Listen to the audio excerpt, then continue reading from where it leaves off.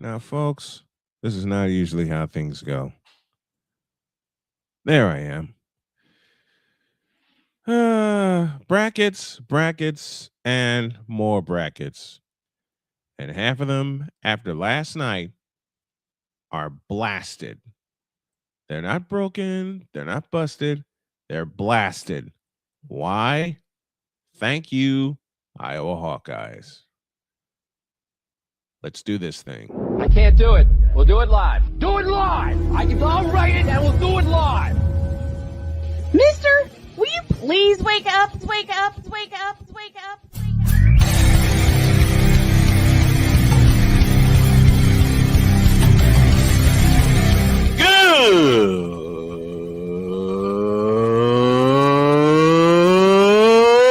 Good morning!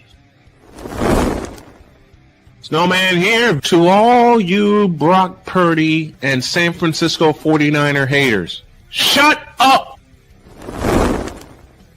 I gotta thank you, Shane. I mean, whatever happened to the games where breaking 100 points was, I don't know, unusual?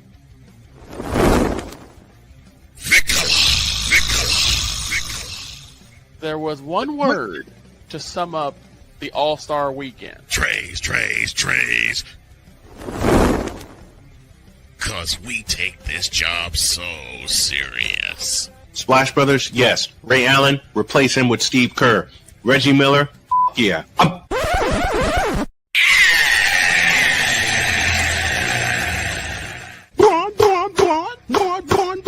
What in the all types of blue hell?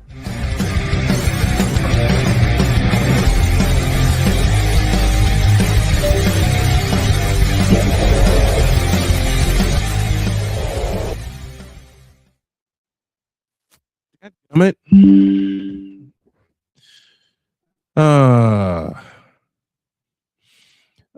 Just been handed a note that Jackson Smith and Jigba has been extended by the Seahawks. Good for him.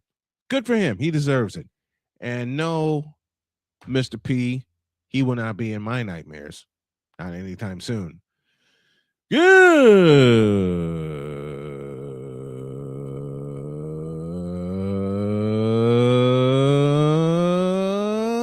morning and welcome to the Manic Monday edition of Snowman in the Morning. Glad to have y'all with us. Did anybody else lose their brackets over the weekend? I know a lot of people did, and it ain't for the reason that you think.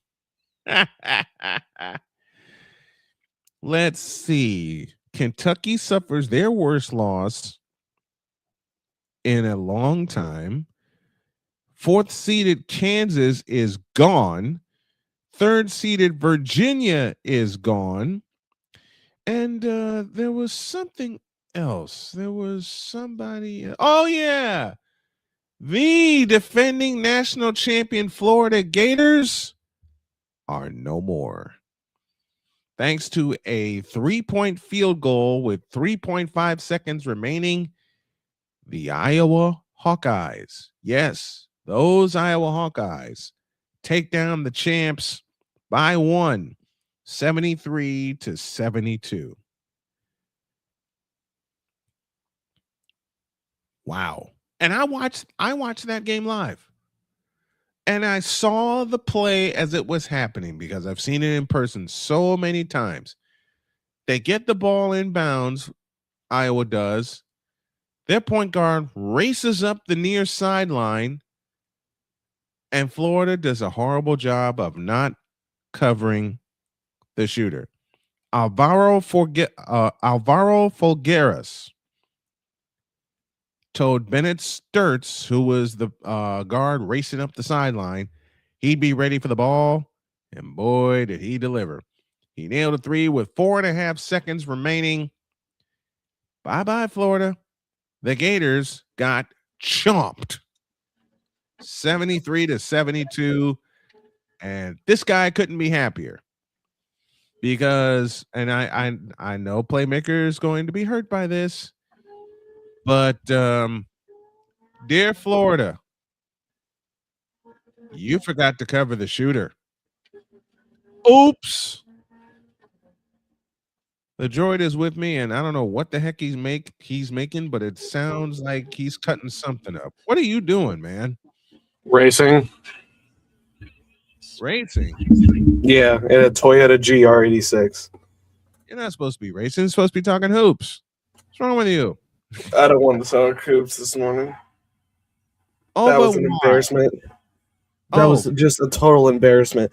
Bill Self, I don't even say he should be ashamed of himself. Darren Peterson should be out ashamed of himself.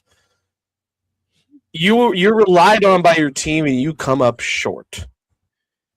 Speaking of Mr. Peterson, I believe these are the numbers you're referring to. 5 for 15 from the field. 5 for 15. He hit 3 3-point field goals. He was 8 for 10 from the foul line, and we're in the East region. And St. John's, the Big East champs, take down your Kansas Jayhawks, 67-65. St. John's will upset Duke and meet with UConn in the Elite Eight. I'm calling it now. Well, you're calling it earlier than I am, because I have so many people picking Duke to win the whole thing, and they're not going to win the whole thing. They're not going to win. They are not. Listen, I love the Boozer brothers. I do. I really do. But compared to some of these other teams that I've seen, in particular, my pick to win it all, the Arizona Wildcats, no, because Duke doesn't have a center.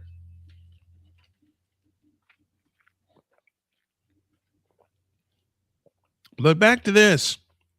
Kansas finishes its season at 24-11. And I'll pose a question, Joy, that you posed last week. How the hell did they get a 4 seed? We don't deserve it. We didn't win our conference. We weren't even top 5 in our conference. It's embarrassing. Actually, embarrassing isn't even the word to describe it, because embarrassing would actually be complimenting us, because at least we had something. It was atrocious. St. John's finished 36% from the field, 25 of 69. They were 11 for 35 from 3-point land. Only 6 of 11 from the free throw line, but here's the biggest number of the game. Only 8 turnovers. Only 8 compared to 16 for Kansas. So St. John gets outworked on the boards. They get outshot in the game. But Kansas hits 6 less 3-point field goals. No, that's not the thing you should be looking at. You should be looking at the turnovers. I just mentioned it a moment ago. Kansas committed 16. St. John's only committed 8. 16 turnovers out of an 11 turnover team. There's your difference. There's your difference in that game. We'll get back to Iowa and Florida after the break. But 16 turnovers. But now that we see the Sweet 16 as it is, these are my picks. Mm-hmm. St. John's will upset Duke by 50. No. UConn will beat Michigan State, as they should. Oh, they're going to crown Michigan State. Iowa, bye-bye. Nebraska will beat them. No, they won't. Illinois will beat Houston by a 3-point shot in the waning seconds of the second half. It'll take some extra time, but I can see Illinois beating Houston. Arizona takes down Arkansas by 9. Arizona will blow out Arkansas. Texas will take down Purdue. I can see that. And congrats to Texas. We'll get to them a little later. I can see that because Michigan will beat Alabama. I don't know about that one. And Iowa State will beat Tennessee. It's Alabama in basketball. If this is football, I'd say Alabama. No. Tell me who Alabama's playing again. You just said Michigan. Michigan. Okay. Okay, since you want to make calls, I'll make one of my own. Michigan goes down to Alabama. Michigan's 11-point favorites. and they're going to blow it. We'll touch on that later. We're staying with this one in the East region. St. John's and Kansas. St. John's, the Redmen, I know they're the Red Storm, but the Redmen have come a very long way. And this highlights the point that Chris Dietz brought up last week before he went on vacation.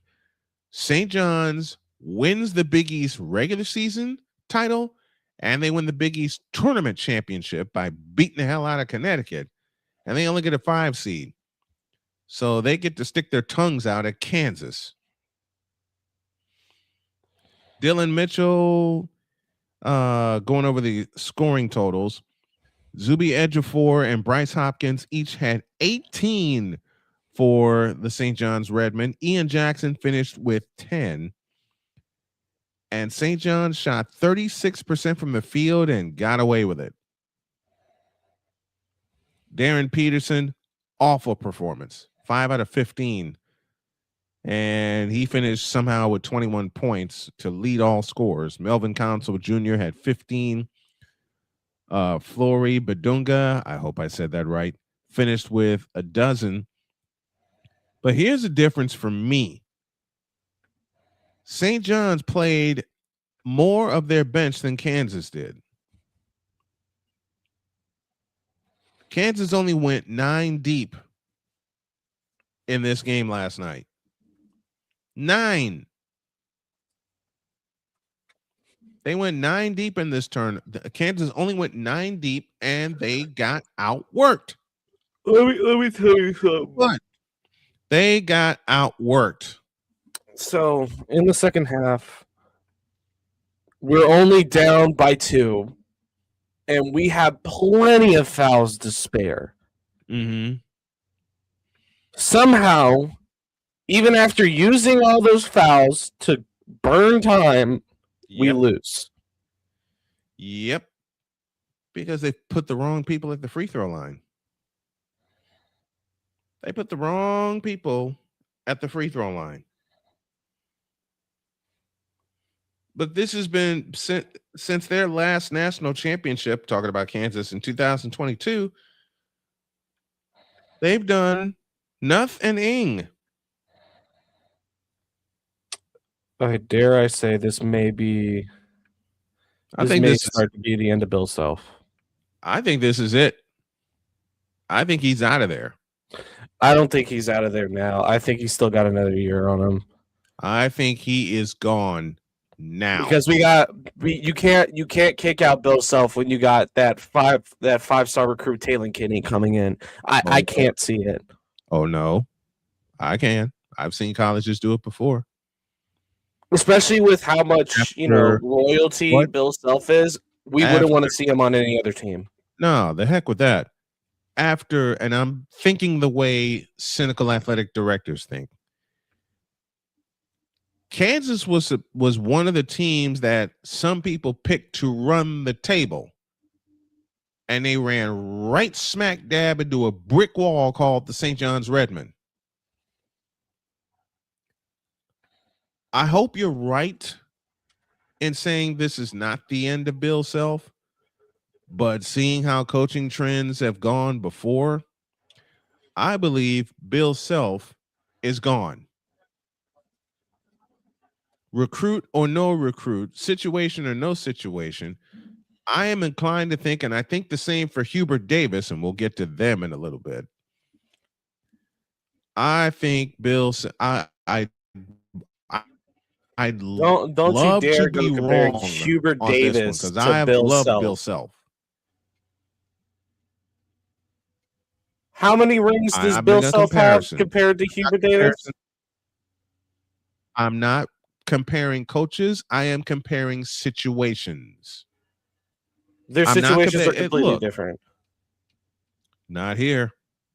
Not here. Absolutely, because Hubert Davis lost the 2022 national championship, Snowman. You can't compare that when Bill Self won the national championship.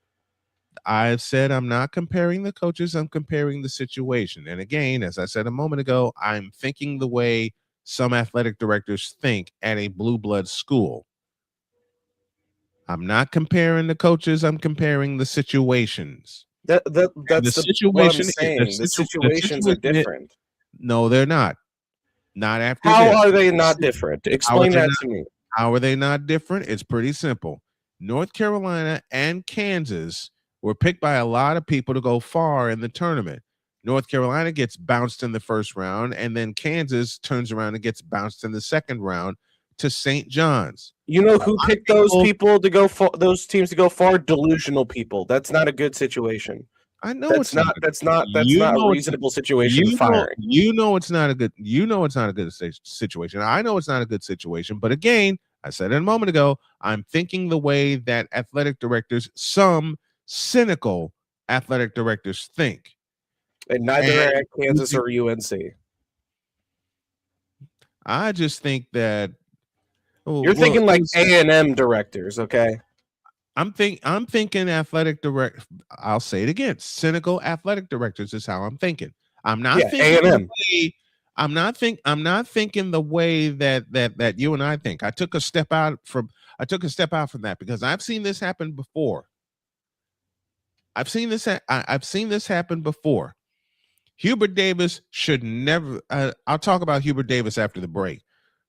I think Bill Self, in my athletic director mind, is gone. And I also said I'd like to be wrong. I still think Bill Self, listen to me carefully. I still think Bill Self has at least 2 years remaining in him. I really do. He's a master recruiter. He's a hell of a coach. And yeah, he did something that Hubert Davis will never do. That's win a national championship. Hell, twice. They win 2 national championships. Thank you. 2006. And of course, 2022 in the Superdome. Man, I don't want to see Bill Self go. I want to see Hubert Davis kick to the damn curb. But again, let me put this in NFL terms. Hubert Davis is Justin Fields. Bill Self is Patrick Mahomes. Well, Damian did that for you. That's like comparing Mahomes' Chiefs to Justin Fields' Chiefs. And I think Damian still believes that Justin will start the whole season. I hope that to not be the case. Let's take a break. When y'all get back, more from March Madness, including an open letter and a Snowman's take combined into one to the Virginia Cavaliers. Back in the deuce. This is Snowman in the Morning. The spirit of battle is a powerful force. It's a force that drives us, pushes us beyond our limits. It's a fire in our hearts that fuels our determination, our commitment, our strive for greatness. Every challenge faced, every obstacle overcome, it sharpens our skills and fortifies our resolve. This relentless pursuit of excellence makes the journey so exhilarating. And the victory, it makes the victory sweet.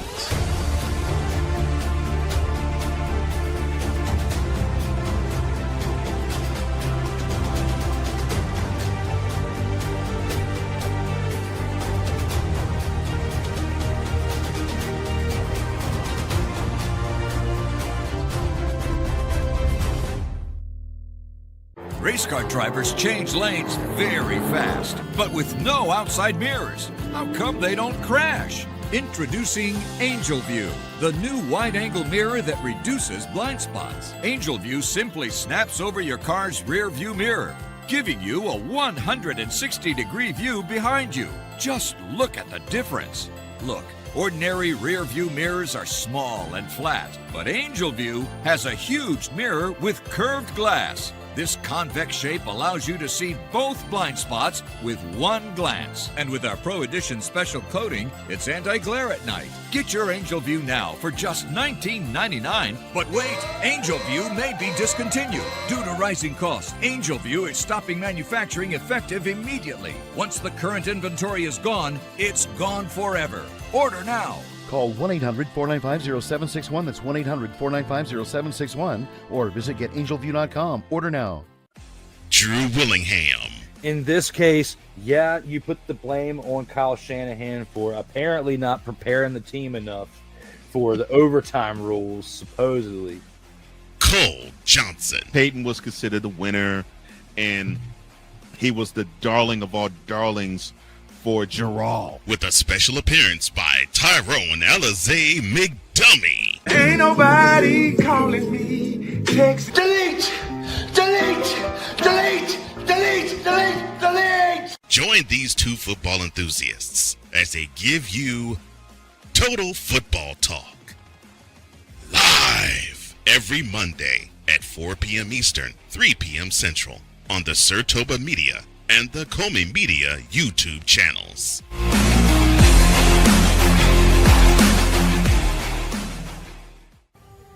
Owen, let's talk for a second. Hi, Ellen. Come on in. When you came into my life, it was a whirlwind. I just can't do it. It'll come to you. It won't. We had a lot to learn about each other. A lot. Hey, looks good. Things were changing so quickly. We didn't know what the future would hold. Any of us. I just wish you felt more at home now. But we knew you would always be a part of it. Adopting you was the best decision in our life. And I am so proud to call you my son.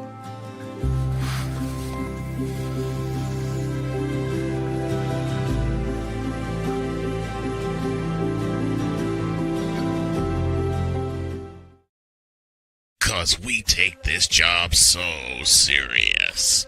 Dear Bronsexuals, you. Dear Facebook for allowing Bronsexuals on. You. Dear ESPN for putting Braun. Dear ESPN for putting Braun on in 2003. You, and you. What in the all types of blue hell? This is Snowman in the morning.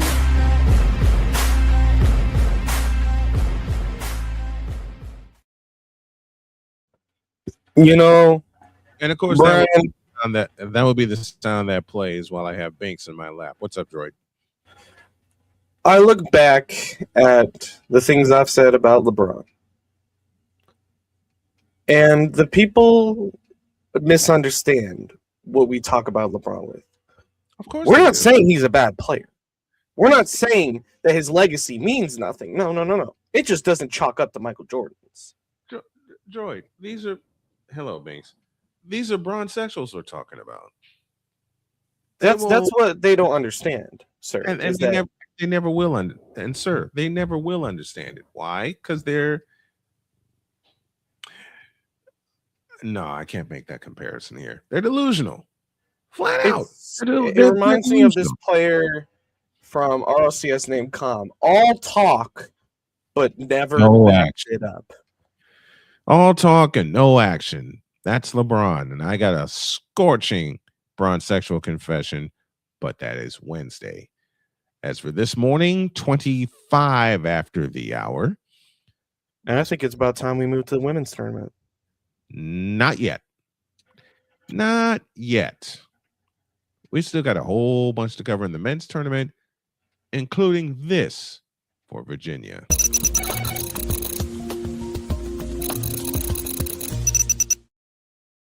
Uh-oh. Dear Virginia Cavaliers.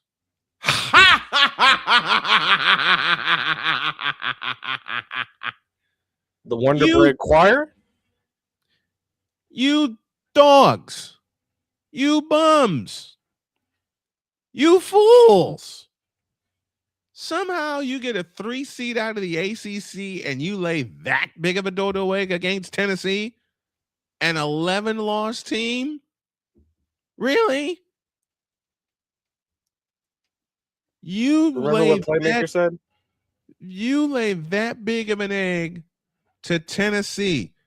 Tennessee has reached its 4th straight Sweet 16. 4 in a row. They did it in Philadelphia. They were led by Jacoby Gillespie and Bishop Boswell. Don't you dare make that joke. They're roommates on the road, and they played like it. They were there for each other. They were there for their team. They were ready. And Tennessee hit 7 of 8 crucial free throws down the stretch, something Virginia could not do. I mean, Virginia couldn't throw it in the ocean the entire game. They trailed by 5 at the half, and they lose by 7. Virginia got close, very close. Yep, McCarthy. I agree. Very close. But then the curse of Tony Bennett happened. And since McCarthy is calling, and since Mr. McCarthy is calling for it, and you'll see Mr. McCarthy tomorrow to kick off the show, why not? Hell no. To the no, no, no. Yeah, to the no. Yeah, to the no. To the no, no, no. You know, Gillespie scored 21. Boswell and Nate Ament both made critical free throws down the stretch. What are they called, ladies and gentlemen? Free throws. Virginia just kept giving them free points down the stretch, and Tennessee did what any team in the tournament would do. They took advantage of it. So after your national championship, somehow that happened in 2019, what have you done since then? I'll answer that for you. Nothing. What will you do beyond this point? I'll answer that for you. Nothing. This is Virginia. I'll say it the way I said it in 2019 when they won the whole darn thing. Who the hell expected the Virginia Cavaliers to do anything, to do anything in this NCAA tournament, in any NCAA tournament, save their national championship year in 2019? I'll answer that for you. Nobody, me included. Virginia Cavaliers. I mean, I'll go back to 2019. That was the only year, well, save 83 when I saw Ralph Sampson live, that I've ever seen the Virginia Cavaliers be a good basketball team. That's it, and that's all. Have they been anything since then? No. Will they? Give me this button. Will they ever be anything after this embarrassment? Bishop Bullwinkle, if you please. Hell no. To the no, no, no. Yeah, to the no. Yeah, to the no. To the no, no, no. Listen. Nope. And I repeat, nope. You allowed an 11-loss team, Virginia, to outwork you, outcoach you, and outsmart you. And they made something down the stretch that you couldn't throw in the ocean the entire game. What are they called? Free throws. Jeez Louise. Matter of fact, I'm taking a look at this. Tennessee went 19 of 25 from the free throw line. You know what Virginia did from the free throw line? You ready for this? 6 for 11. Let me say that again. Tennessee lived at the free throw line. They went 19 for 25.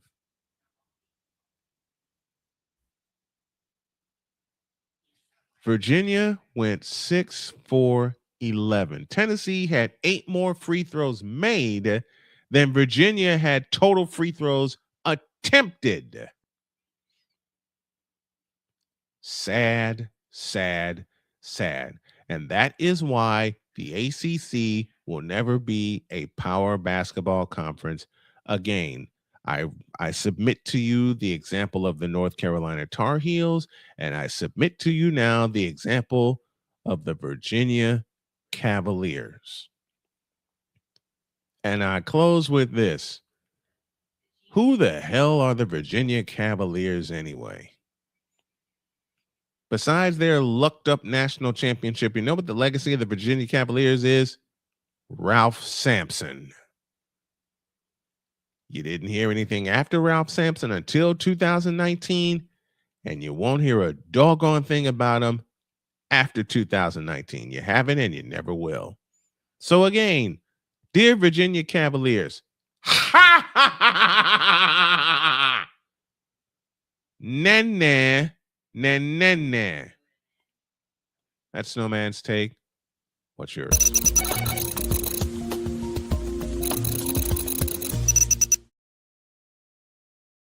Now I know someone else is that's going to laugh at the ACC with me, and there may be some gulp baseball talk involved. And yes, I'm saying that very sarcastically.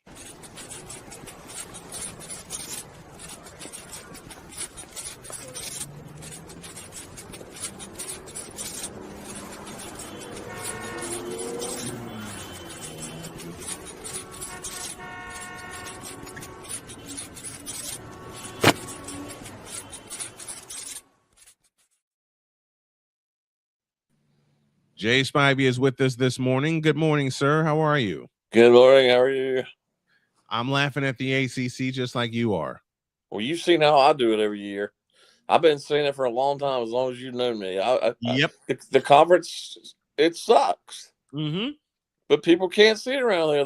They all are ACC apologists around here. It's like I said a moment ago when laughing at the Virginia Cavaliers and looking at that game yesterday against Tennessee. Tennessee made 19 free throws. Virginia attempted 11. I pose this question. Who's the new addition with the ACC now kicked out, hexed from the Power Five? Who replaces them? Who cares? I'll answer that for you. Who they cares? have one team. One. And speaking of blue bloods getting blasted, the Kentucky Wildcats got rocked by the Iowa State Cyclones. Let that sink in. The Iowa State Cyclones handed Kentucky the worst tournament loss that they've had in ages. They lost by 19. Talk about the team. Jay, talk about a team that couldn't throw in the ocean. Kentucky couldn't throw it in the ocean either. This season, I don't know what. Kentucky's been like. I can't remember who it was, but I was watching the Sports Center after the games were on Saturday night. So this is a little after midnight probably.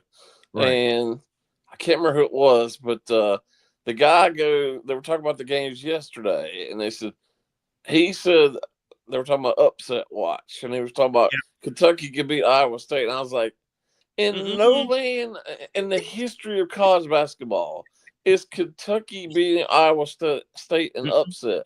Nope.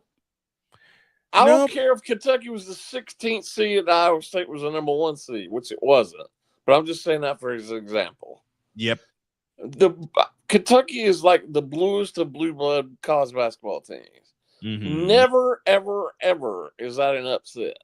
And I know it didn't transpire the way he thought it was going to yesterday. I get that. Mm-hmm. But Kentucky beating them would not have been an upset. And then, like this whole season, I mean, other than a few games here and there, they've not played well.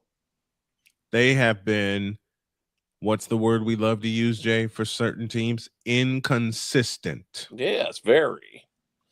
They have been inconsistent, and we're inside of the box score of Kentucky and Iowa State in the Midwest region.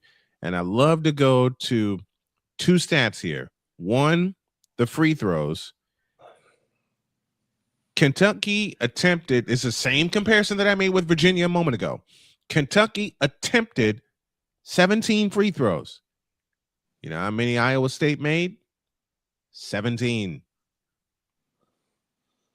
That means you're not being aggressive enough. I like, even with the teams that have won over the weekend that are going to the Sweet 16, the game has changed so much for the worse, in my opinion.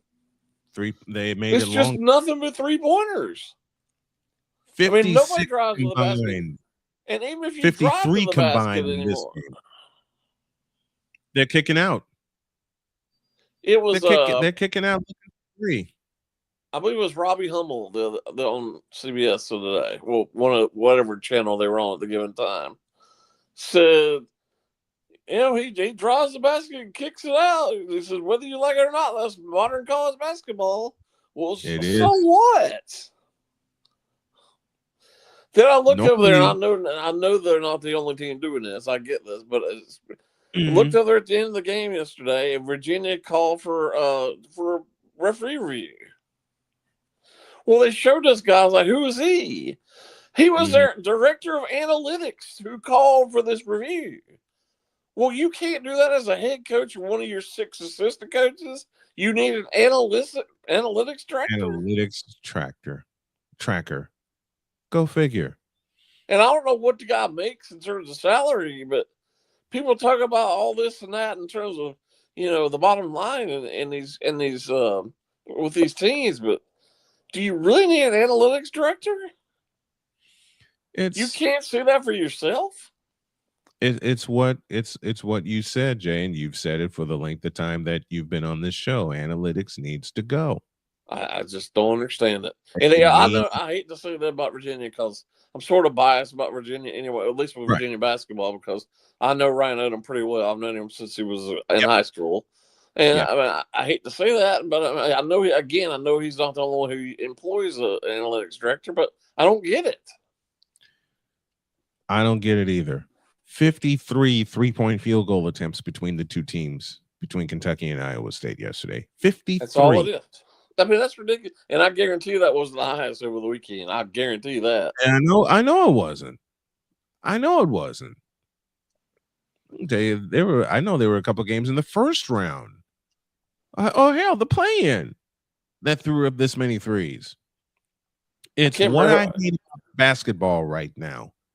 I think it was Go ahead. I think it was either Friday night or Saturday. I can't remember which day it was. I can't even remember which game it was. But that one team had 4 chances on one possession.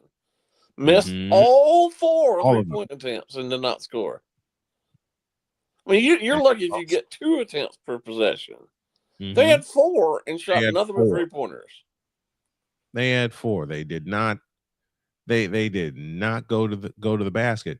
Why are kids so adverse to driving to the basket and getting fouled? Because these coaches and analytics guys, or even coaches who are analytics, who've gotten into analytics, not just analytics directors, they think a 3 is better than a 2. Even if you miss a bunch of 3s, it's better. Not necessarily that's the case. It's not. You can't tell me. I mean, yes, the players are definitely more athletic now, but that doesn't mean they're better players. Right. And Victor said it best in the chat. Problem is everyone throws up 3s, but not everyone is skilled enough to make those 3s. Well, shoot, the skill level, not again, athletic ability does not translate to skill level. I mean, I watch it now, and nobody ever calls a carry anymore. I mean, they carry the ball nonstop. They don't. They not only do they carry the ball, and every possession, everybody walks. Nobody calls it. You read my mind. Because that was the first thing you and I had talked about. Someone asked me, how do we make basketball better? You start by getting rid of the Euro step. Oh my god! Because that is a travel all I'm day sorry, it long. is. It is. It's a trap.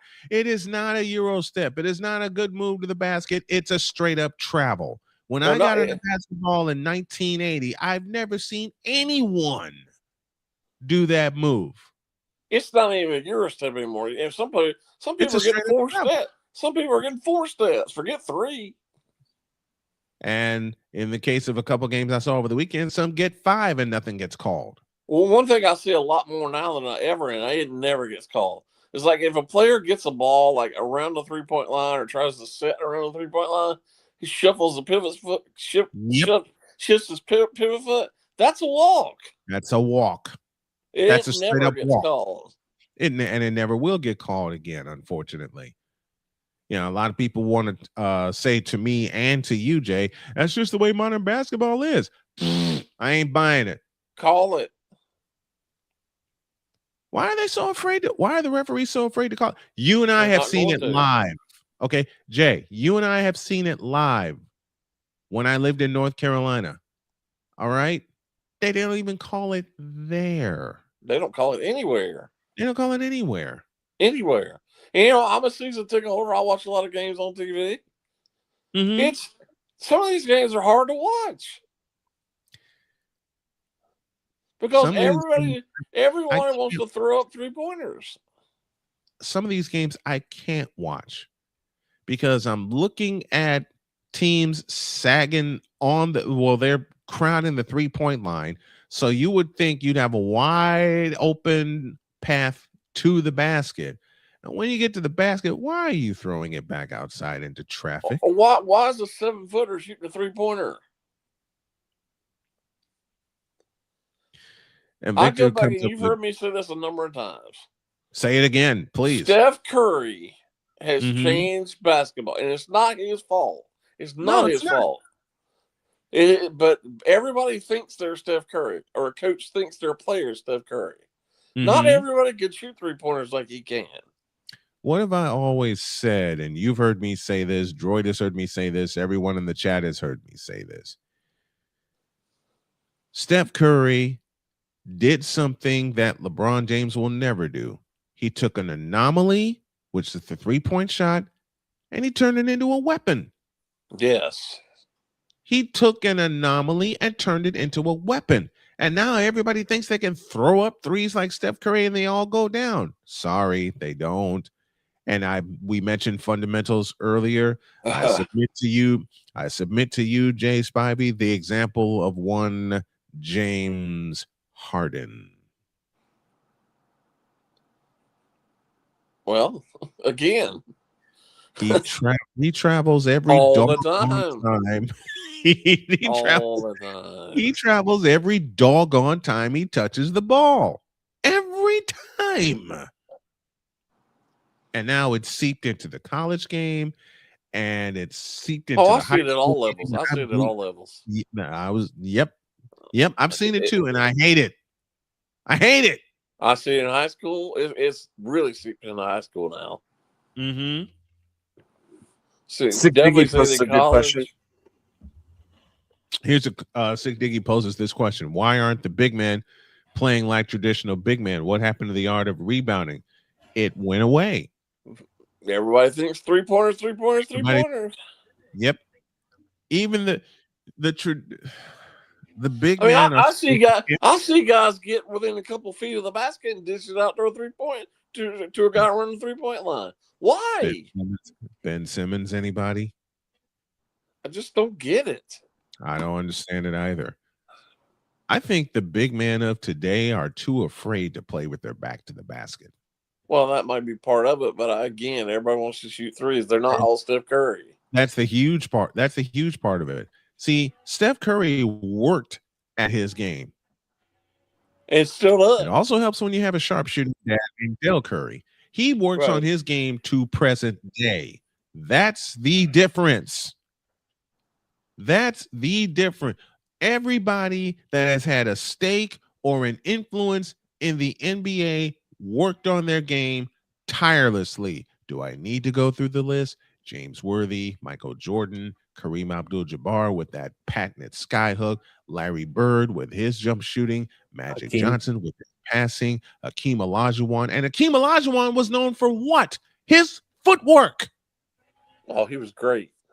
He was known for his footwork. That's because back then the players knew and obeyed the doggone rules, and the referees would call a travel every single dadgum time. You mentioned LeBrick earlier. You mentioned LeBrick earlier. And I think Mr. James is a better player overall than Steph Curry. Don't get me wrong. But what has LeBron James done that's better than all these other players who think he's the best player ever? I'll answer that for you, Jay. He's not a transformational player. I'll like I said, I'll answer that question for you, and you already know my answer. Not a dadgum thing. Nothing. Steph Curry's made everybody shoot threes, but again, that's not his fault. No. What has LeBron James done that makes everybody better? Aside from his being, you just look at him. He's a physical specimen. Still is at his age. Still is at his age. That doesn't make him the best player ever. And never will make him the best. And I hear all these. I have a friend who tells me 50 times a day that he's the best player ever, and he told me this yesterday, and I about fell on the floor. He's a school teacher, and he tells his school kids that LeBron James is the best player ever.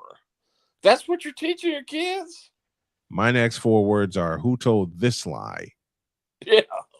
I saw him listen, anybody who knows me or knows of me has heard me say this in the 12 seasons I've done this show. LeBron James is a product of ESPN shoving him down our throats and up our you-know-wheres for 23 seasons, period. Well, he really goes back longer than that when he was in high school. Yep. So when have you ever seen high school games that were regularly on TV? The only way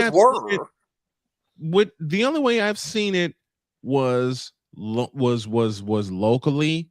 High school games were on, and that was when I watched Simeon Career Academy back in Chicago with Nick Anderson. Later on, Derrick Rose, and Derrick Rose was the closest I've ever seen to getting national coverage. I mean, even LeBron got more national coverage than Derrick Rose, and Derrick Rose is a better player. Every one of his games at St. Mary's were on TV. Yep, for 2 years now. Not just 1 year, but 2 Every years. one of them. ESPN cleared a path for him to get to the NBA because every one of his final 2 seasons at St. Mary's, every one of those games was televised. And he had 3 players that were better than him on the doggone team. I'm not saying he's not a great player. He's in the top 5 or 6 ever.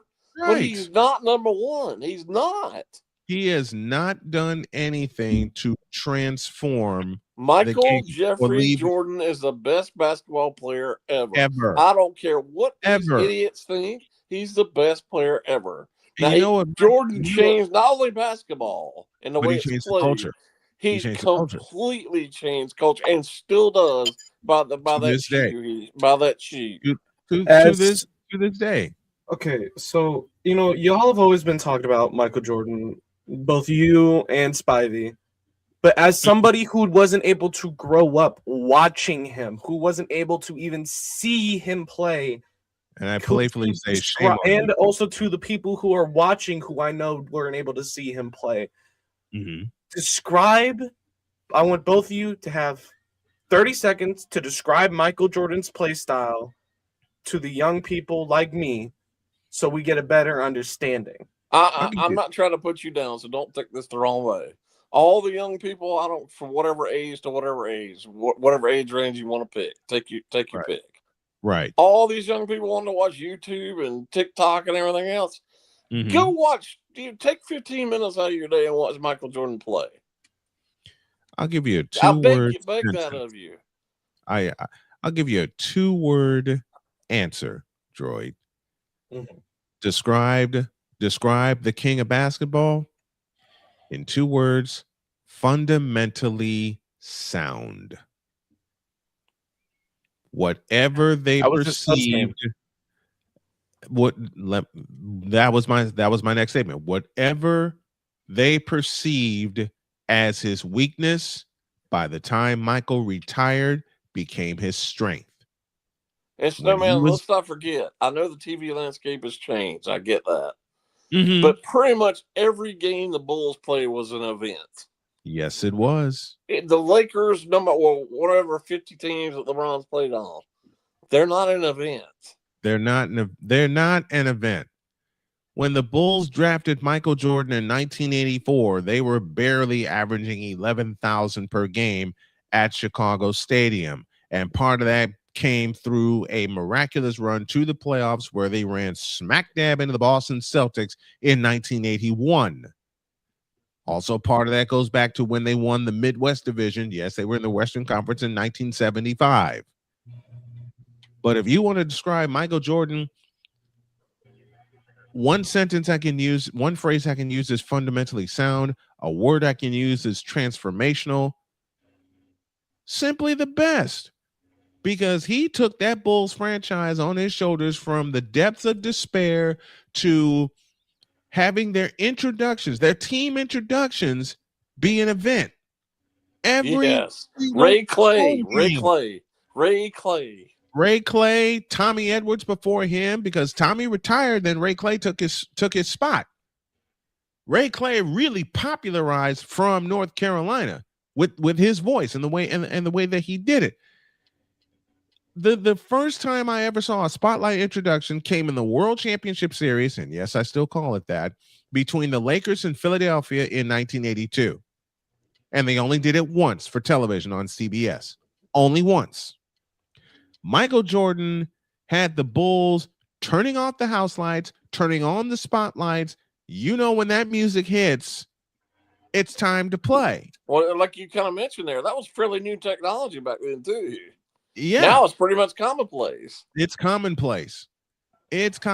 I'll say it again. The first time I've ever seen the house lights turned off was 82 at the Spectrum in Philadelphia when the Lakers and Sixers both got introduced. And it wasn't even the PA announcer, Dave Zinkoff, who introduced him. It was Dick Stockton who introduced both teams. And a little off track from Michael Jordan. Remember this about Steph Curry. Only recently did he get contacts for a vision impairment. He's had his whole career, which means Steph Curry has been shooting at the basket like that looked like the rim. Yeah. And the greatest thing is he not only has one 50, 40, 90 season, he's got 3 of them. 3 of them in 17 years. And I've had so many people ask me, being from Chicago and seeing the rise of Michael Jordan and the Chicago Bulls from the depths all the way to 6 world championships. Do you know how hard it is to put Michael Jordan in one sentence? The best I can say is what Kenny Smith said hundreds of times before. Fundamentally sound. Whatever they perceived as Michael Jordan's weakness was his strength when he retired. Because when he came into the league, he was a dunking machine. What couldn't he do? He couldn't shoot the basketball. Not effectively. Not effectively. And I know they had the 3-point line when Jordan was playing, but he rarely shot 3-pointers. He didn't need to. Now he probably score even more points. I was floored by this stat from Cole Johnson. Yes, when he gave this to me a couple of years ago.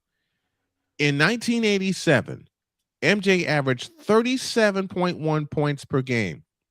You know how many 3-point field goals he attempted in 82 games? A dozen. He rarely did it back then. He didn't need to. Because by the time he returned from his significant injury, which was his broken foot, by the time he returned from his injury, every part of his game got better. His jump shot, his post game. You were not. There were the 2 most impossible shots to stop: the sky hook from Kareem Abdul-Jabbar and Michael Jordan's fadeaway. You weren't blocking that. And he played every game too. Thank you for saying that. How can you say that LeBron James is the greatest player ever when on only one occasion he's played all 82 games? It's not just him. One. When is anybody even close to come close to that anymore? Other than the year Jordan broke his foot. That's it. You could pretty much pencil him in for 80 to 82 a year. That's it. That's it. Only one other time, and I want to say it was 1992, that he did not play at least 80 games because he was suspended for a couple of them after a very tense argument in Utah. That's all. If you're scheduled to play, you need to play, period. If you're injured, I can understand that. And some people will say, well, some players get ill now. I understand that too. But I say unto you, the flu game. Yeah. June 11th, 1997. How's that for an example? Well, we're up against the break. Jay Spivey joining us here on the program as he does every Monday. Go ahead. I hate to be that. I'll say Go ahead, real Jay. quickly. I hate to be that guy, but I'm one of those who believes he was suspended for a year and a half when he was playing baseball. You know what? I don't think we'll ever find out if I that's wouldn't- true or not, but I believe he was suspended for a year and a half. You won't. Oh, one more note before you get out of here. You know, regular season baseball starts this week. Oh, I can't wait. Wednesday night it starts up. Wednesday night on Netflix of all places. On Netflix of all places. Netflix. You and I, Jay, and we're going to keep mentioning this because it's fun and it throws the middle finger at him. We're told by a certain person when you and I first got together on the air not to talk baseball. What's the first thing we talked about when we got together? Baseball. Baseball's Great. Baseball's great. I mean, folks, this producer who was producing my show when I lived in North Carolina said his audience doesn't like baseball. That's a lie. That's a lie. That's bull. It's just that he doesn't like baseball. He doesn't like baseball. I can guarantee you that the audience that I had in North Carolina loves baseball, and I can prove it with this sentence. You know the team in proximity that everybody was talking about to me, and Jay did it also? The Atlanta Braves. Everybody does. Oh, I was thinking of East Carolina. The Atlanta Braves. And the day we found the day that Jay and I paid tribute to Henry Aaron, we were on together for an hour talking about baseball. Well, don't forget don't forget he was on earlier that day. I think I was on twice with him that day. One with you, one with him. Yeah. Back when he actually had me on. Oh, and he had a group of panelists on there, including myself. Yep. And he said, "Well, I guess we better talk about baseball since Hank Aaron died." That right It was there. like that was the only reason he talked about it.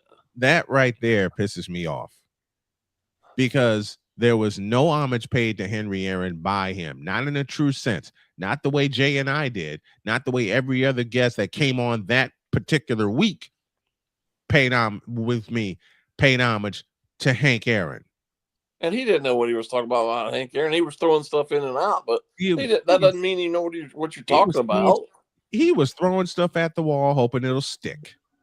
That's it, and that's all. All right, I'm getting yelled at by Jody. We better get out of here and go to a break. Jay Spivey joins us every Monday. A delight as always, my friend. Thank you. Thank you.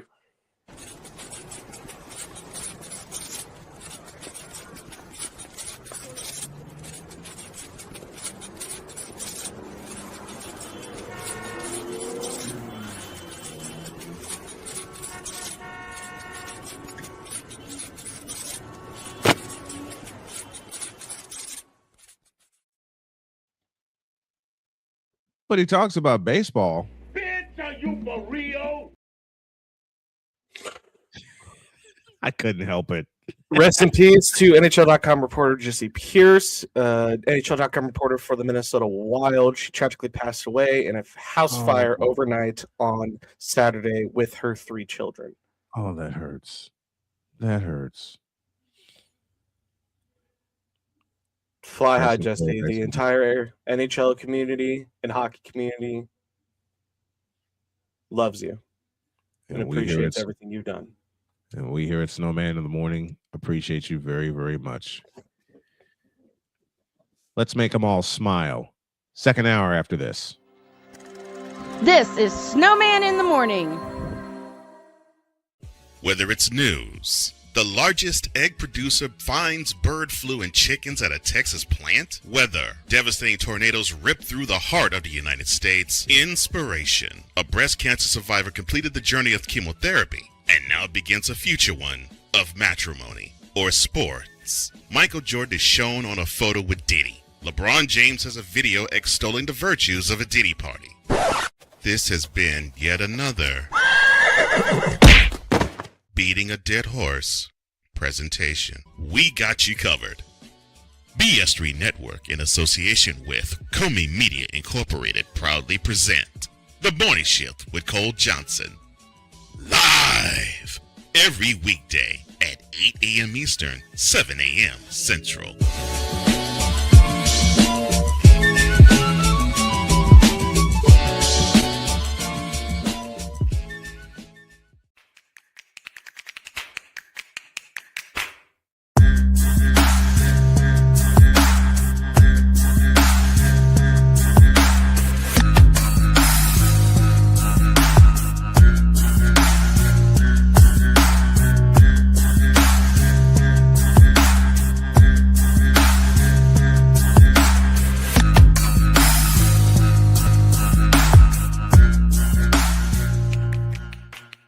SeatGeek is the ticketing app for fans like the high five strangers got, game-winning interception, first down, just a nice solid tackle. If you're in arm's length, you will be swapping skin with this extrovert. You see, he knows SeatGeek got him a great deal on tickets, so he can focus on what he does best, smacking palms. SeatGeek handles the tickets to sports, concerts, and more, so fans can fan. The spirit of battle is a powerful force. It's a force that drives us, pushes us beyond our limits. It's a fire in our hearts that fuels our determination, our commitment, our strive for greatness. Every challenge faced, every obstacle overcome, it sharpens our skills and fortifies our resolve. This relentless pursuit of excellence makes the journey so exhilarating. And the victory, it makes the victory sweet.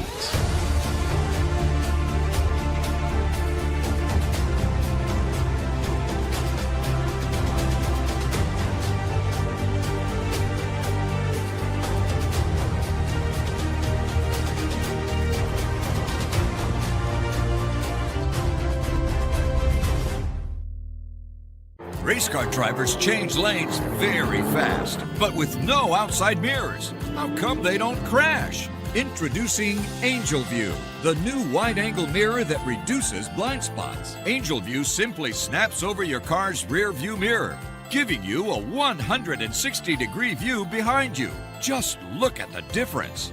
Look, ordinary rear view mirrors are small and flat, but Angel View has a huge mirror with curved glass. This convex shape allows you to see both blind spots with one glance. And with our Pro Edition special coating, it's anti-glare at night. Get your Angel View now for just $19.99. But wait, Angel View may be discontinued. Due to rising costs, Angel View is stopping manufacturing effective immediately. Once the current inventory is gone, it's gone forever. Order now. Call 1-800-495-0761. That's 1-800-495-0761. Or visit GetAngelView.com. Order now. 'Cause we take this job so serious. What are we doing? What in the all types of blue hell? This is Snowman in the Morning.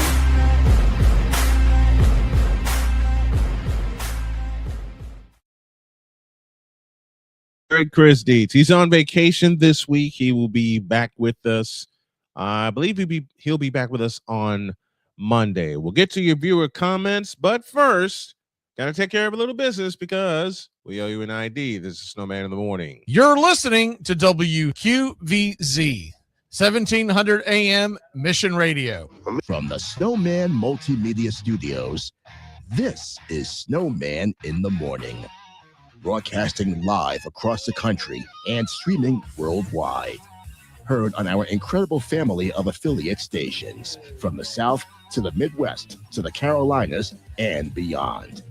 If you're listening on one of our partner stations, we see you, we appreciate you, and we're just getting started. Where the hottest of hot takes meet the coldest of cold hard facts. For fans, by fans, all heart, all action. This is Snowman Multimedia. Bongo Simpson, Caleb Williams. Are you kidding me? Oh, hell no! What in the all types of blue hell?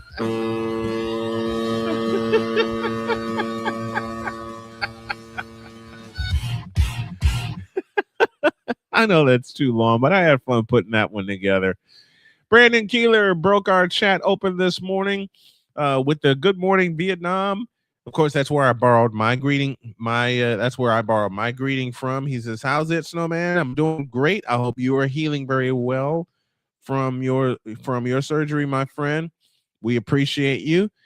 He says about Kansas, because it's a name, that's why they got the 4th seed. I agree with that. Ryan McCarthy says, "Good morning, Snow Crew."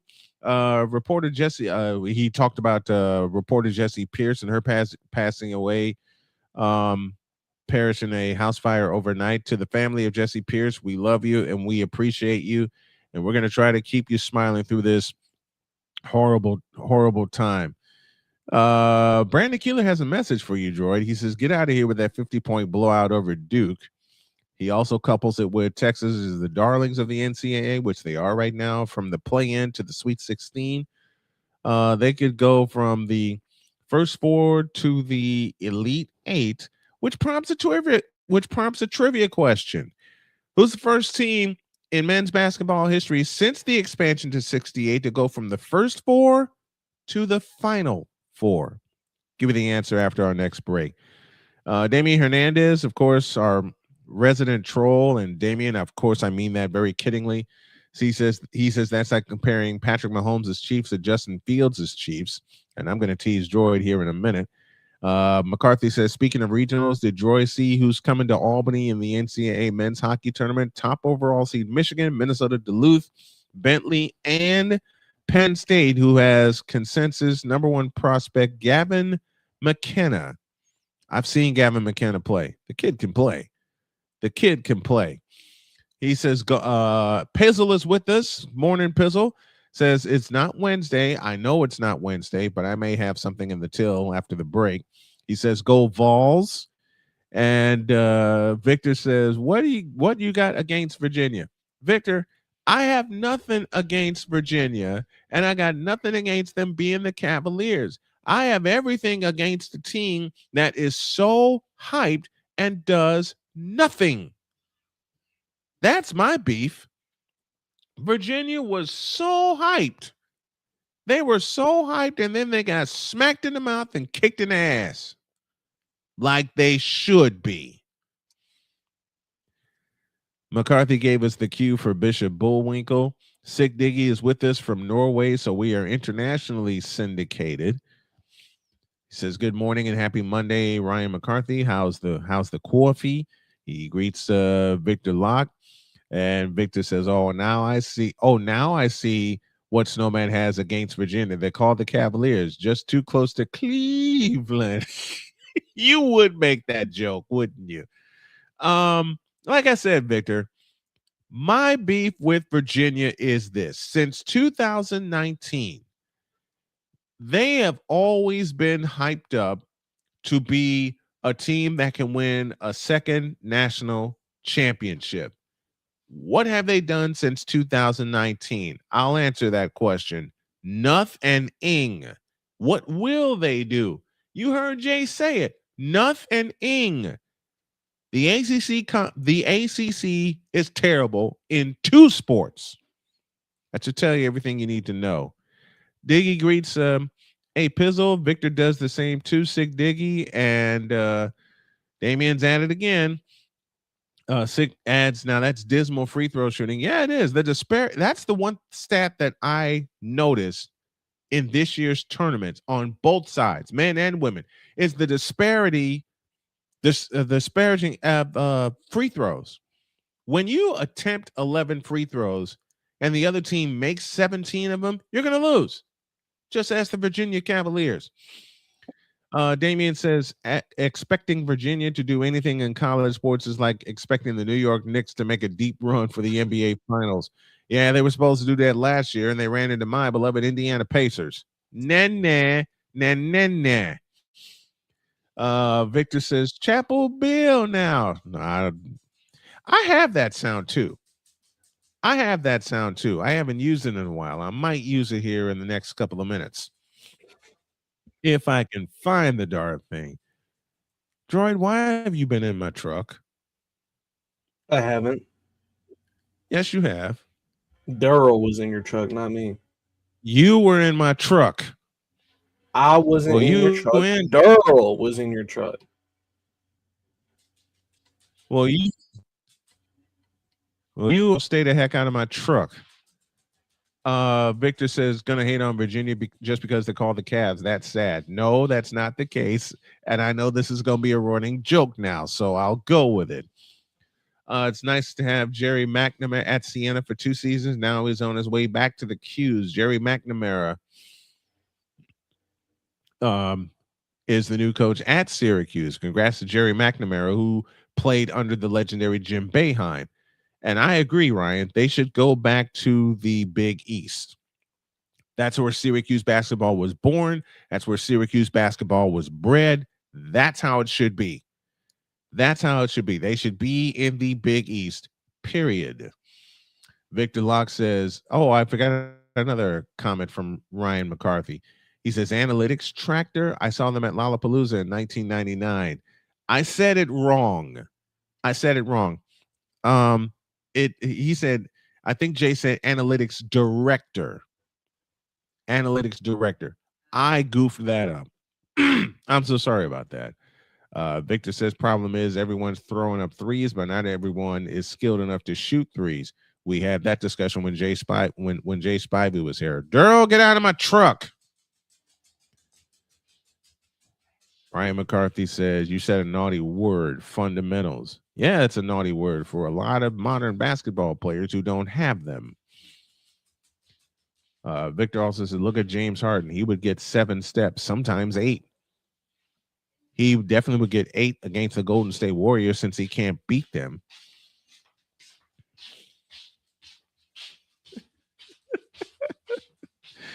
As you would say, Snowman, Victor says, who's in charge? Ain't that the truth? Arku is with us for the first time in a while. It says Steph Curry is the best 3-point shooter I ever seen. You get no argument from me. Sick Diggy says, here's a question. Why aren't men playing like traditional big men? I'll tell you why. The 3-point field goal line. That's easy. Every kid think, Ryan McCarthy says, every kid think they can do the corner 3 meme from Family Guy now, and they can't shoot worth a darn. I'm a big man. I'm not going to spend my time on the 3-point line. I'm going to spend my time in the post doing what I do best, beat people up and grab every rebound that I can. Sick Diggy says James Harden has traveled so much that his passport has multiple exit and re-entry visas. Yeah, that's every time he tries to get into the lane. McCarthy again, kicking out for a 3 when you can get an easy 2 is like not kicking a field goal and going for it on 4th and goal. Take the easy points. I would make a Jets joke about that, but I have to tape with McCarthy a little later, and I don't want him yelling at me. As someone, Victor says, who used to be a shooter, you work inside out. Absolutely. All the best teams worked inside out. I mentioned the Pacers. Who'd they dump the ball to? Rick Smits. Who was waiting for a pass out within the offense? You know him well. Reggie Miller. Just because you've been around the longest does not mean you're the greatest. Absolutely. And something just came across my desk, and y'all are not going to like me for what I'm going to do next. The players of today, says Sick Diggy, are too focused on being the highlight reel on Sports Center. Victor, how many times have you said that? How many times have you said that? Sports history ought to be a requirement in gym class. It was for us. When I was going through gym class, it was for us. Victor says also the four-letter network puts threes on their highlight reels. So what do you think the young boys are going to do? True.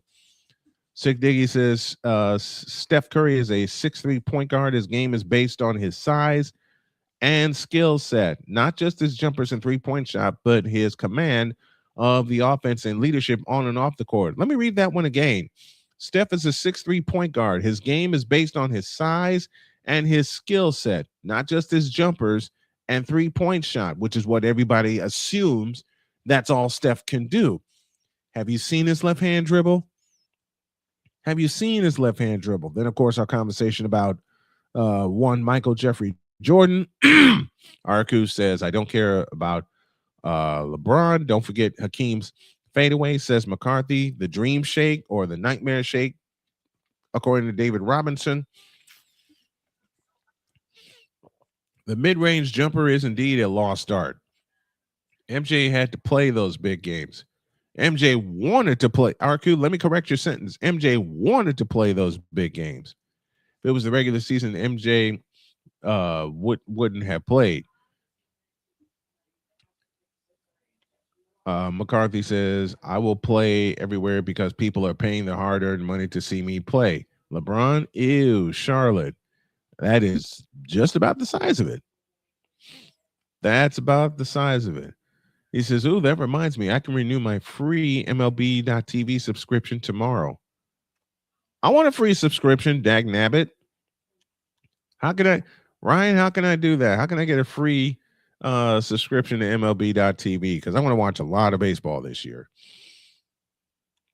MJ was playing against space aliens alongside Bugs Bunny and the Toons. I remember the first day I went to see that movie live. Liam Story is with us, says hi. I too, Sick Diggy, love Space Jam. I love Space Jam. Space Jam 2 sucked. And Space Jam 2 sucked because of you know who. Diggy says, to Chris Deeds' point, I respect the person who admit that they don't know what they are doing or thinking that they matter. Absolutely. Just watched, McCarthy says, just watched a new Mr. Pibb commercial featuring Scottie Pippen. It's pretty funny. I saw that commercial. Scottie Pippen, another legend of the game. I've mentioned have to make the joke here. Somebody has nothing against. All right, Victor, you talk me into it. I'll help you make it. Snowman has nothing against the Cavaliers. That's a lie. Try it again. Snowman has nothing against the Virginia Cavaliers. That's a lie. To complete the triple play, Snowman has nothing against the Cleveland Cavaliers. Y'all already know. That's a lie. Thank you, Cole Johnson, for that soundbite. I'll have some musings about free throws and three-pointers, says Victor Locke. Are you both sure that Shorzy wasn't in the truck? Man, Shorzy, I will tie Shorzy to the top of the truck. He ain't getting in here. Damien has a question. Why are there GMs in college sports? I have no bleeping idea, Damien. And I'm being as honest as I can. I have no bleeping idea why there are GMs in college sports. Andrew Luck, anybody? Napoleon repeats my line. Reggie Miller, bleep, yeah. Yep. That happened live on the air. Lions joke is better for the fourth and goal joke. Ain't that the truth? Ain't that the truth? Difference between MJ and LBJ is that MJ made the All-Star game watchable while LBJ killed the All-Star game. Agreed there. You'll need a T-Mobile subscription to get MLB.TV for free, Snowman. Does that apply to home internet devices also, or is that just for the phone? Because I want to try to take advantage of that. And before Damien makes a Jets joke, I got two words for him. Double doink. And McCarthy provides an answer. There are GMs in college sports because of NIL, which is out of control. Last couple comments. Watch your language, Napoleon Dynamite. We keep it clean here. Yeah, sick. I was the one who delivered the Reggie Miller line, in case you didn't see it in the intro. It reminds me of the greatest April Fool's joke I played on Snowman, telling him about Space Jam 2 a few years before it was actually made. He wanted to beat me senseless. I did. That was a joke. That was supposed to be a joke and a joke only. And they actually wound up making the darn thing. Why? Where's Victor's royalties?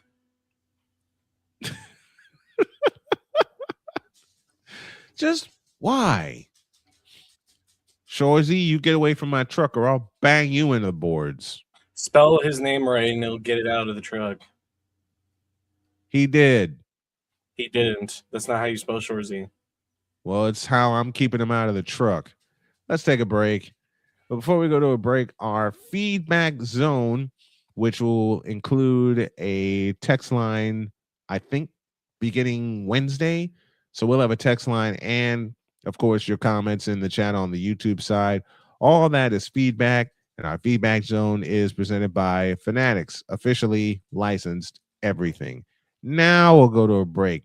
I gotta pin Shorzy to the top of the truck and duct tape him. Back in the deuce. This is Snowman in the Morning. Whether it's news, the largest egg producer finds bird flu in chickens at a Texas plant, weather, devastating tornadoes rip through the heart of the United States, inspiration, a breast cancer survivor completed the journey of chemotherapy and now begins a future one of matrimony or sports. Michael Jordan is shown on a photo with Diddy. LeBron James has a video extolling the virtues of a Diddy party. This has been yet another beating a dead horse presentation. We got you covered. BS3 Network, in association with Comey Media Incorporated, proudly present The Morning Shift with Cole Johnson.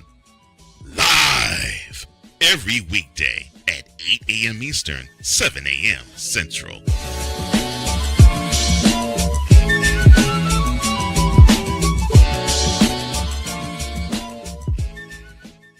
SeatGeek is the ticketing app for fans like the High Five Strangers guy. Game-winning interception. First down.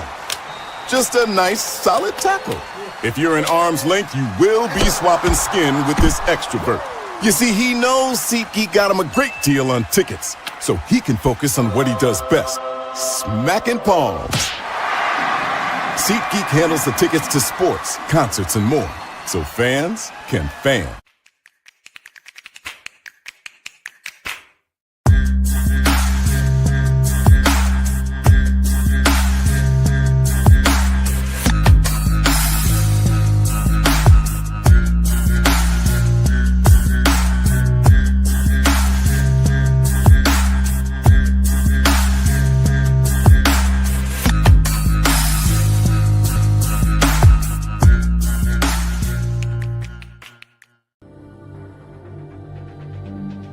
The spirit of battle is a powerful force.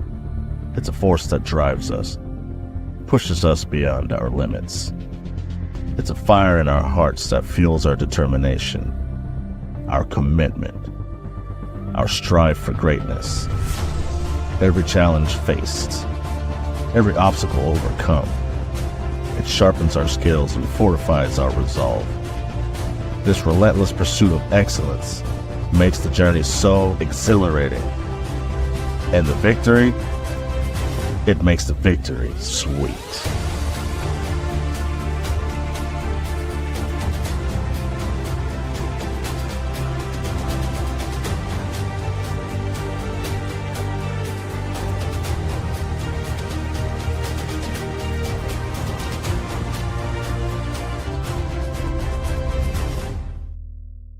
Hey, Eagles fan. Join my man Cool McCain and a host of others as they break down every single game, every single week in an objective manner, and also from a fan's perspective as well. Remember, this cast feels just like you. Nobody likes you. And you don't care. Fly, Eagles, fly.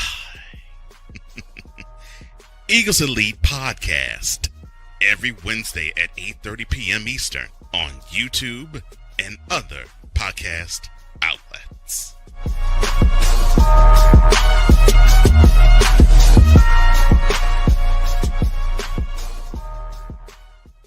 Cause we take this job so serious. Get me the out of here, please.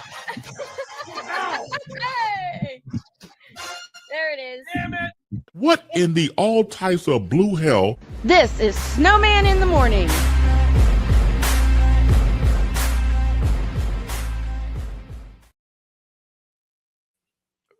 Napoleon, who the hell is Dr. Squatch? 27 after the hour here on Snowman in the Morning. Glad to have y'all with us. Women's basketball is next on the docket, but let's give you a short idea as we're at the bottom of the hour. Broadcasting live in your region, across your nation, and around the world. This is Snowman Multimedia Sports. There was one word to sum up the All-Star weekend. Trays. Jarrell Jones has no brains. His football acumen is the same capacity as Gun Run's moral capacity. Now get out my face, you dehydrated bitches.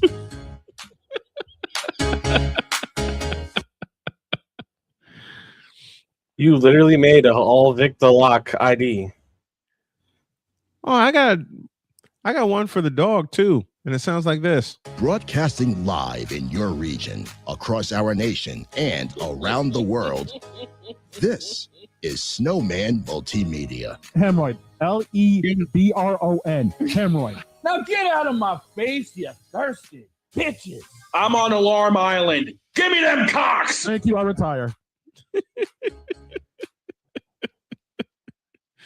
I had fun with that one. All right, now time for excuse me, something I was supposed to do over the course of the weekend, but couldn't because of equipment. I'll do it here. It's now time for the Snowman Multimedia Sports Network Women's Hoops Report as we recap the first couple of days in the women's tournament. Well, the winners in the dadgummit, the winners in the first round in Regional 1, which heads to Fort Worth, Texas, were UConn and Syracuse. They play tonight in round 2. Maryland and North Carolina. North Carolina won, so they're on to the Sweet 16, and they will more than likely face UConn. We'll keep you updated. Notre Dame beat Fairfield by 19. They'll face third-seeded Ohio State. That's today at 4 p.m. We will keep our eye on that one. Illinois beat Colorado by 9, 66-57. They'll get Michaela Blakes and Vanderbilt tonight at 7 p.m. Dadgummit, bracket moved. Quit moving my bracket. Dadgummit. All right. Regional 2 goes to Sacramento. UCLA crowns California Baptist. They'll get Oklahoma State tonight. That's at 10 p.m. because Oklahoma State beat up Princeton. Ole Miss beats Gonzaga 81-66. Minnesota is next for them, and Minnesota wins at the gun. 65-63 was the final there after Minnesota beat Green Bay by 17.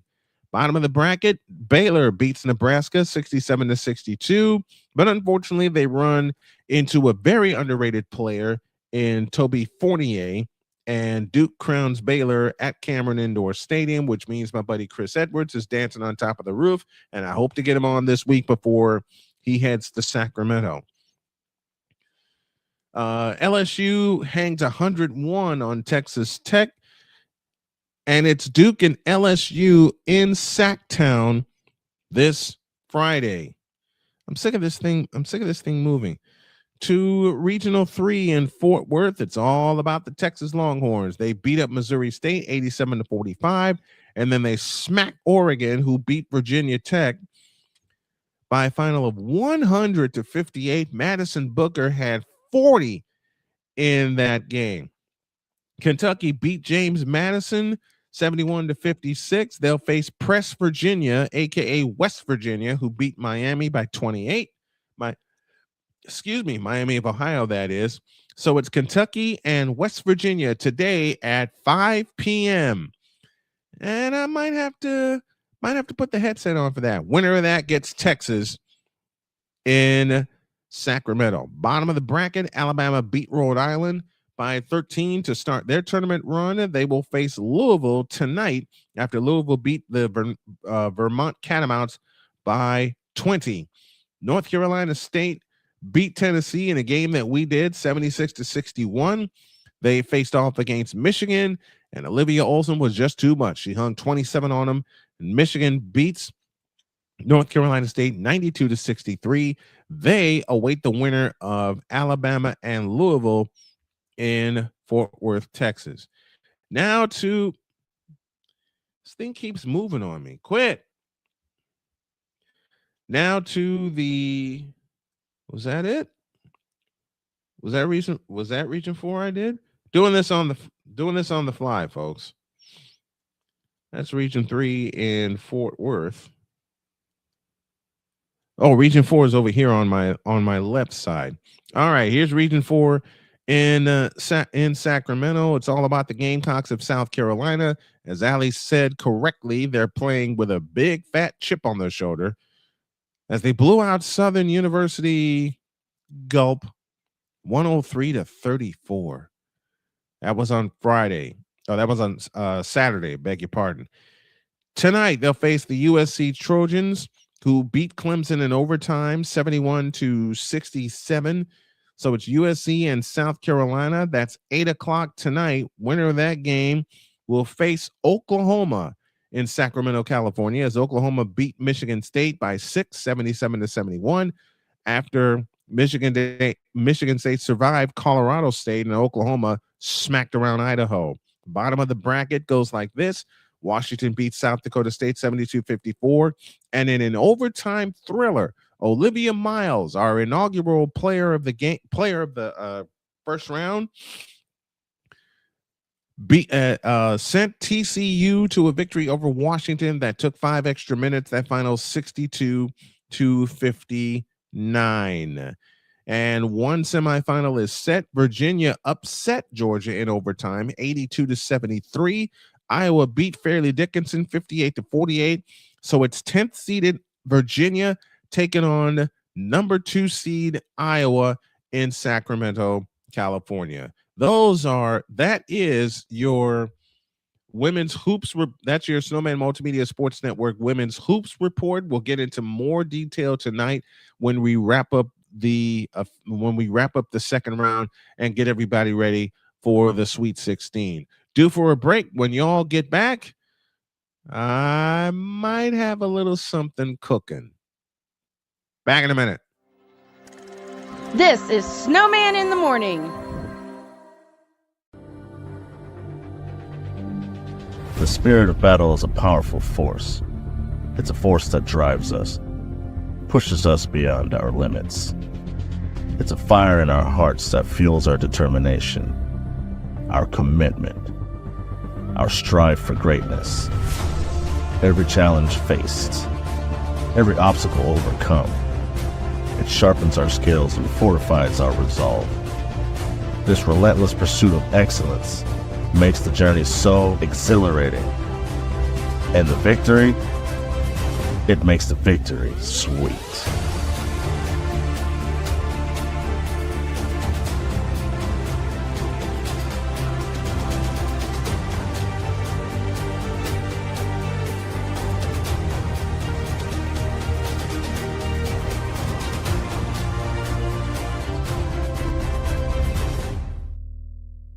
Race car drivers change lanes very fast, but with no outside mirrors. How come they don't crash? Introducing Angel View, the new wide-angle mirror that reduces blind spots. Angel View simply snaps over your car's rear view mirror, giving you a 160-degree view behind you. Just look at the difference.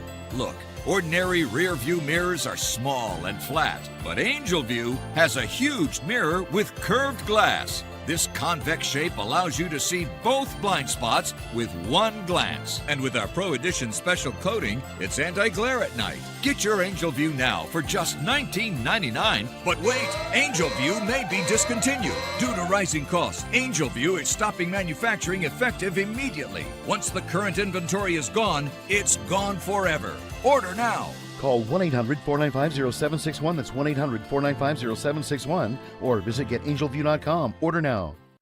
Drew Willingham. In this case, yeah, you put the blame on Kyle Shanahan for apparently not preparing the team enough for the overtime rules, supposedly.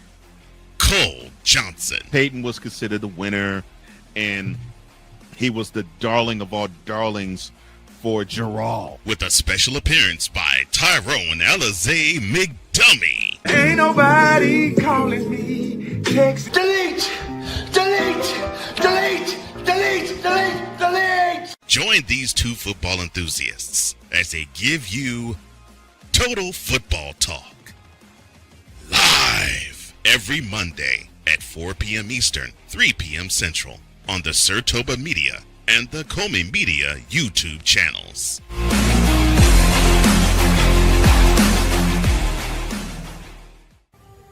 Owen, let's talk for a second. Hi, Owen. Come on in. When you came into my life, it was a whirlwind. I just can't do it. It'll come to you. It won't. We had a lot to learn about each other. A lot. Hey, looks good. Things were changing so quickly. We didn't know what the future would hold. Any of us. I just wish he felt more at home now. But we knew you would always be a part of it. Adopting you was the best decision in our life. And I'm so proud to call you my son.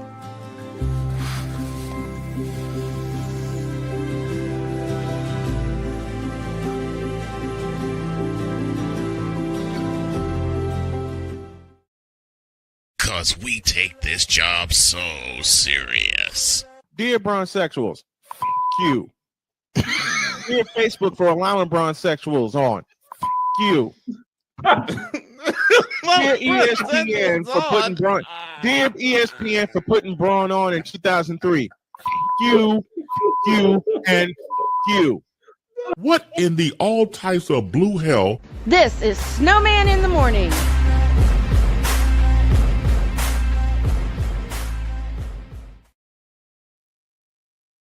Nine after the hour, and Droid, I got a question for you. What? Which team in the women's tournament has surprised you so far? Don't what me? Why none of them? One, because it's basically everybody who I expected to win. Not even. Oh God, not even Virginia, because they pulled the only upset so far. I expected Virginia to win. Yeah, even though I picked wrong on that on that game. Can anybody beat UConn? No. Is that No even a question. No, let me. I'm gonna change it. Will anybody beat UConn? Maybe South Carolina, but that's pretty much it. I don't think even South Carolina can beat them. Vanderbilt will be their first big test, though. I don't think South Carolina can beat UConn. Vanderbilt's going to give UConn hell because they love to turn on the pressure just as much as UConn does. The thing I need to stop in women's basketball is, and the thing I need to stop in men's basketball is 3-pointers. Like, please stop taking a 3-pointer when you can't even shoot it. Mm-hmm. Like, I see all these girls get wide open for 3 and they brick it or airball it. Either get into the gym and start working on it or don't shoot it at all. Agreed. Damien says if Florida got knocked out, then UConn could get knocked out. Not on the women's side. UConn's doing the knocking out, and they get Syracuse this evening. And we'll be putting our ears to that. Mm. All right, let's talk a little baseball. How do your Royals look? Terrible.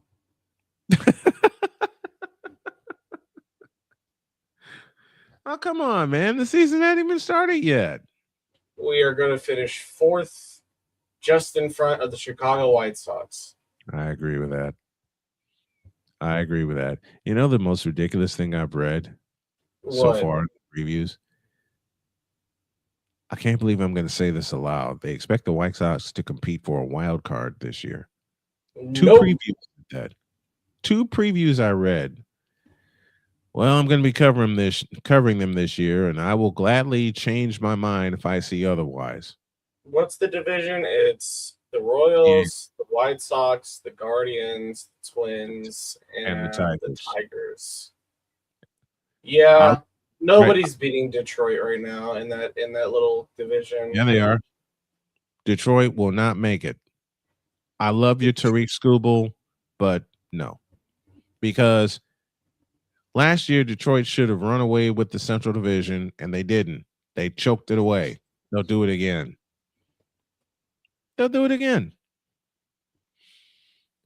Who do you think? Even if the Royals do make the playoffs, which they Why are won't, you yawning in my ear? because I have lost How long all have you my been- energy. The caffeine has wore off of me. Oh, no. How early did you have your caffeine? Actually, less than like 2 hours ago. You know something? You told me, I think it was last year, to get all my caffeine in early in the day. I think it was, did you not say like before noon to have Get all my caffeine? all your caffeine consumption done as late as 4 p.m. 4 and p.m. as early as noon. Why that 4-hour window? You want to be able to go to bed at night, and caffeine usually lasts around 3 to 4 hours. Ah, okay. And can last up to, depending on the milligram, if to say you've had 3 cups of coffee, well, you're going to be up until, let's say you get your last cup of coffee at around 6 o'clock. You're going to be up until midnight. Oh, jeez. So all those jumbo cups of coffee I used to drink, that was what was, and I know the Keeping answer. you up, yes. Yes.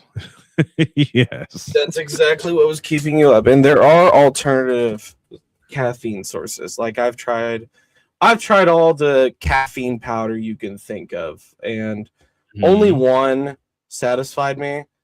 And that is Gamer Subs. what's that? It's a little energy drink company. Every scoop is about 100 milligrams of caffeine with no sugar. It's keto friendly. What's it called? What's it called again? Gamer Supps. GAMERSUPPS. Got it. Okay. Damien, I will I don't want to be a smack Bona you. anymore. I'm too old for this. Bet Droid put milk in the coffee. I don't put milk in my coffee, okay? I put half and half. Oh, you use half and half. Yes. I will tell you what killed me. You know what killed me and killed off my coffee consumption? I used to sweeten the hell out of it. Don't and do not that. with sugar either. Not anymore. used to drink 7 Brew every morning, and I would get the sweetest thing on the menu. Really? I don't go to What would- 7 what would Brew anymore. that be? It was a smooth 7, which is a white chocolate with toasted marshmallow flavoring. Oh, you don't? It was iced too. I always did ice. Wait, what? I didn't. You would get what? A smooth 7, which was white chocolate. I did toasted marshmallow flavoring, chocolate syrup, and then Oh boy. I don't remember what else. Oh yeah, whipped cream too. Oh boy. Oh boy. That is sugar on top of sugar on top of sugar. And I don't order that anymore. I just make coffee at home, keep it hot, just 2 tablespoons of sugar, and that's it. And some half and half as well, but you know all the weird concoctions I would have in my coffee. Because I would tell y'all what they would be here on the show. I had 1 cup during the holiday that was chocolate caramel peppermint mocha. those are 3. There's 2 things there that go together, and the last one does not go together. It did that morning. Peppermint does not go with chocolate or caramel. It did that morning, and it worked. It worked. I only And by had the it way, twice. technically you said chocolate twice because you said chocolate caramel, peppermint mocha. Mocha is chocolate. Well, I combined the 2 of them. I very mistakenly combined the 2. What the hell was I thinking? I know what the hell I was thinking. I had to grab breakfast, and I needed something to push me through because I didn't sleep well the night before. Well, guess what I grabbed? Biggest The cup thing of you coffee. shouldn't have grabbed. Exactly. The thing I should not have grabbed in the first place. Or as you say, in the first place. In the first place, exactly. What was the sweetest coffee drink you ever had? The one I And just I'll said. ask Actually, no. There's a place called Scooters. And for a limited time, they had this Oreo blender. Oh no, that sounds dangerous. And when I say it would have been good with alcohol, it would have been good with alcohol. Because that was too sweet. Now I will ask. I'm gonna hate myself for asking because I'm gonna start drooling. What was in it? So it came with it's 2 shots of espresso, mocha, crushed up Oreo pieces. Oh boy. A little bit of vanilla flavoring because of that vanilla filling. And they blended it with ice and basically it was basically like a milkshake with coffee. Oh goodness. Goodness gracious. Hey, Sick, how did you kill the coffee habit? Because that's what I'm doing. I'm not trying to do it, I'm doing it. Like George said a moment ago, I had to get through the day and I grabbed the one thing I should not have. Here's the thing. I made the switch to white monsters and like just general 0 sugar monsters not too far back. Okay. And honestly, Gamer Supps Monster, as long as you get the 0 sugar stuff, it's not that bad. Okay. For your age, I would not recommend Monster. No. At all. I actually tried Monster only once. And it backfired. Because I'm in my 20s, Monster doesn't really do too much to me. But when you get to your age, Monster does a lot more. Mm-hmm. Yeah, here's what happened. The only time I tried Monsters, I had to drive home during the night from Indianapolis, Indiana, back home to Chicago.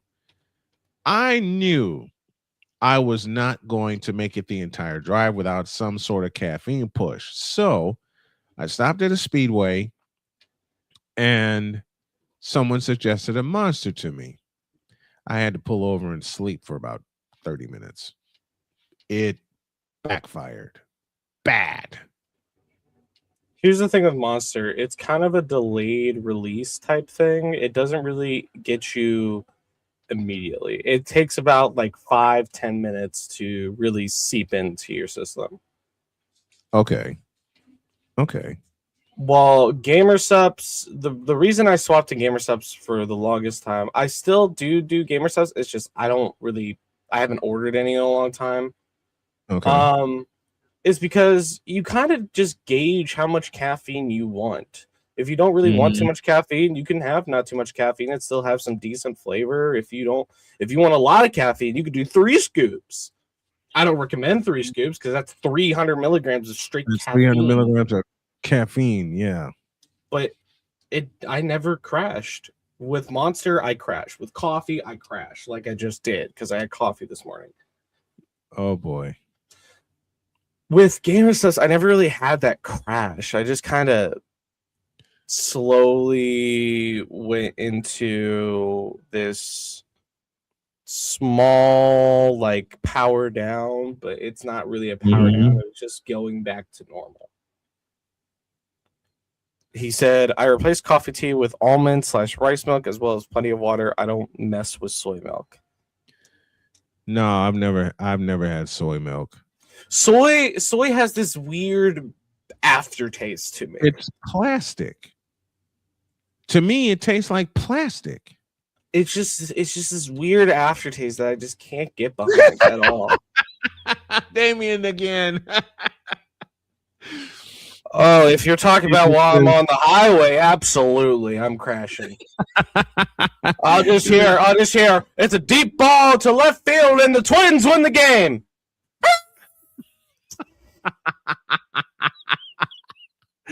Tell everybody that story, please. I know you told me, but tell everybody that story. Okay. Are we talking about the Royals story where we went to the actual Royals game? Yes. Okay.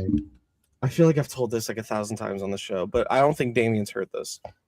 So no, I don't think he has. We went to a Royals game and we watched, I don't think it was a playoff game because it was me,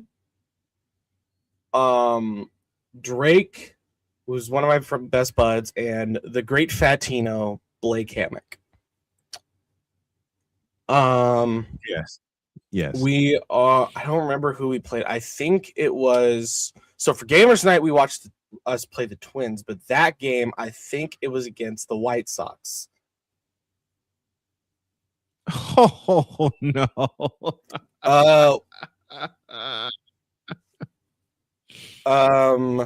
We won that game by like a long shot. There was no chance we were losing that game at all. But we're driving. It's still winter. It's just now getting into winter, so we had some pretty heavy snowfall. We're driving. We stop at a gas station. I get myself a beverage. I get myself a Baja Blast and some. Those dips, chocolate pretzels. Yes. Oh, I got white chocolate dips pretzels. Because I needed sweet and I needed salty, and I didn't want sour candy. Right. Actually, I did get some sour candy. I didn't get Sour Patch Kids. I got Trolleys. I got dips, chocolate pretzels, and I got a Baja Blast. But then also I got a bottle of water because I was dehydrated. Yes. Blake got 3 Monsters. He got the Zero Ultra. He got the Blue Hawaiian, and then he got this pink one. I think it's called Strawberry Dreams. But he got 3. Yeah, what in the hell? And then he also got some Swedish Fish. Oh no, Swedish Fish. Drake got a Dr. Pepper, and another Dr. Pepper. That was all he got. He basically just got 3 Dr. Peppers. He got 3 Dr. Peppers because the gas station was running a sale. It was like buy 2 get 1 free. I've taken advantage of a few of those kind of sales. Go on. We leave the gas station. We're supposed to turn at this light, but there's cops there blocking the road. I was like, well, shoot. Oh wait, no, this wasn't a Rose game. This was Chiefs. I believe Texans Chiefs playoff game. Yeah, Chiefs. Had to be a Chiefs game. Because that's the only time that road's blocked off. When it's a Royals game, that road's never blocked off. Right. So we're driving home. Lefty Gear says, just liked your channel. I appreciate that. Go on. So that's a message that pops up when they press like on the shorts when they're going through shorts. Okay. But we're driving and we take a right turn. This is the middle of winter. This big snowstorm just swept through Topeka, Manhattan, Kansas City, St. Louis, Illinois. It also hit Gary, Indiana. Okay. We were. You remember that big snowstorm? I do. And the roads were remotely clear. Remotely being the operative void. There wasn't a lot of ice patches, but we were forced to turn into this neighborhood road because the GPS is screaming at us too. Because we have to get on I-235, I think it is. Okay. To get onto the interstate so that we can get on the exit to I-70. We're driving and Drake hits a wrong turn. He takes a right. So now we have to double back, almost hit a car. Oh boy. And then we're now back cruising. So I'm sitting there, I'm eating my pretzels, drinking on my water. Blake sipping on a Monster. He's got the 2 other Monsters in the back. I think he was sipping on the Strawberry Dreams. Yeah. Munching on the Swedish Fish. Drake isn't, he's still kind of tired. Yeah. So he's just watching the road. And he was like, I don't know what's going through his mind, but in the words of myself, he thundercuts the gas. Thundercuts the gas. And we're now doing 60 in a residential area. Oh dear. Why? Why, Blake? Why? It wasn't even Blake, it was Drake driving. Oh, it was Drake who did that. Drake hits the gas. And we've already been laughing this whole time because Blake got drunk. Blake got drunk. Because Blake got drunk. I was tipsy. Because I had gotten this hot chocolate that I thought was just normal hot chocolate, honestly. Nope. It wasn't. Of course, I'm 21, but I was 21 at the time, but I thought it was just normal hot chocolate. You know, I was like, why is this hot chocolate so damn expensive? It's because it had Fireball in it. I was gonna say it was spiked. It had Fireball in it, and that thing was dangerously good. It tasted like a normal peppermint cinnamon hot chocolate. That tasted amazing. Yeah, give me this button here. I don't know if I still have it. Why does it taste expensive? You think it was a normal hot chocolate? I think I could go back at my transaction at Zura and see that it was like $15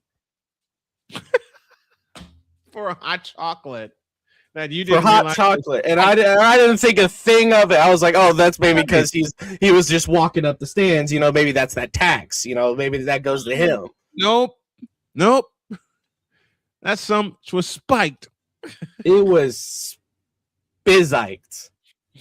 And you know, and Blake is behind me. He's a little younger than me. And he's like, you know, you just buy alcohol, right? I was like, no. He said, yeah, that has Fireball in it. I was like, it does? Keep in mind, I had never had a sip of alcohol. Right. On my Right. 21st birthday, I did not have alcohol, which is a shocker for a lot of the older folks. They probably had a beer on their 21st. But which I did. I'm over here, and the thing is, I still drink it because it was good. But Yeah, I yeah. let Blake, who is the lightest of lightweights when it comes to alcohol. I already know I'm a light. Actually, no, Blake is older than me. He had already had a beer. Uh-huh. And he had a little sip of that alcohol. Mm-hmm. And because it's hard liquor, it hits you a little bit harder.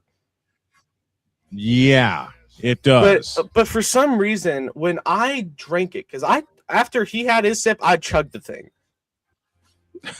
It had no effect on me. I was so shocked. I'm like over here, I'm walking through the concourse, and it's not hitting me.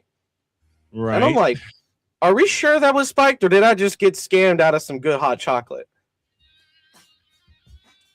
Because I wasn't really complaining. It was good. It was really good. Mm-hmm. It isn't really. It kind of affects me once you get in the car, because it's like my mind isn't entirely clear. Yeah. I could tell that I'm a little tipsy. Mm-hmm. But you want to know how I know Blake was drunk? Because he had that laugh. We talked about this before. He had that I was gonna say that high pitched laugh when I was letting Joel back to the car, because we're past our time and I gotta get this story done. As we're going 60, a mound of ice pops up. Oh, no. And I scream, Drake! And we hit that thing and catch air and land hard. Oh boy. And I had to step out the car because that man Blake was having his Joker laugh. I'm sitting there laughing. And of course, we're having a good time, but still, I was concerned about Drake's car. Yep. We come to find out a day later that his alignment was skewed. It was bad. Mm-hmm. And he fucked up one of his rims. Oops.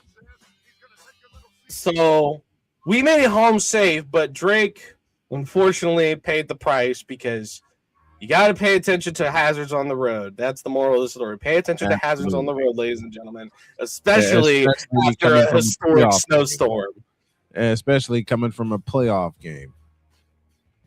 Oh, jeez. We got to get out of here.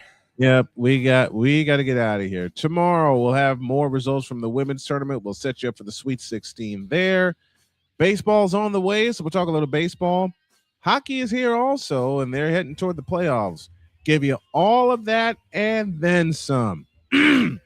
Until tomorrow, have a great day. God bless. Remember to make your next move your best move, and always remember, if your dreams don't scare you, they are simply not big enough. Dream big, do bigger. We are, and we hope y'all are too. See you tomorrow, and so long, everybody.